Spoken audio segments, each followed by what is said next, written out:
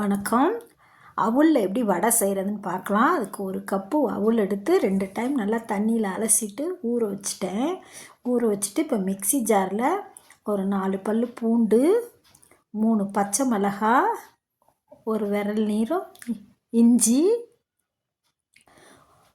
ஒரு ஸ்பூன் சோம்பு, உப்பு போட்டு நல்லா கொரப்பாக அரைச்சிட்டு வந்துடலாம்.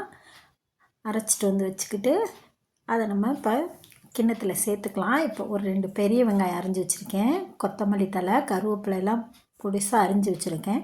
எல்லாத்தையும் நம்ம அந்த அரைச்சிட்டு வந்த கிண்ணத்திலே போட்டுக்கலாம். போட்டுட்டு நல்லா அவுல் பாருங்கள், இப்போ 5 நிமிஷத்தில் எப்படி ஊறி இருக்குன்னு. இந்த வெங்காயம் தான் அரைஞ்சேன் நான் ஊற வச்சுட்டு. நல்லா ஊறி பொதன்னு வந்துருச்சு.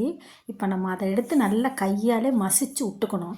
நல்லா மசிச்சு விட்டுட்டு 1 ஸ்பூன் அரிசி மாவு, 1 ஸ்பூன் கடலை மாவு இல்லைன்னா பொட்டுக்கடலை மாவு எது வேணால் நீங்கள் சேர்த்துக்கலாம்.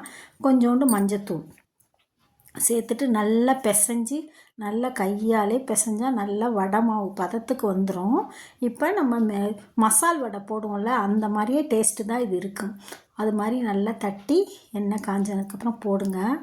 நல்லா சொடப்பு அடங்கணும்னு எடுக்கணும். நல்லா நீங்கள் 2 பக்கம் வெந்தோடனே திருப்பி போடுங்க. நல்லா ஸ்கிரிப்பியாக, எண்ணெயும் குடிக்கலை, பார்க்குறதுக்கு மசால் வடை மாதிரியே நல்ல டேஸ்ட்டாக இருக்குது.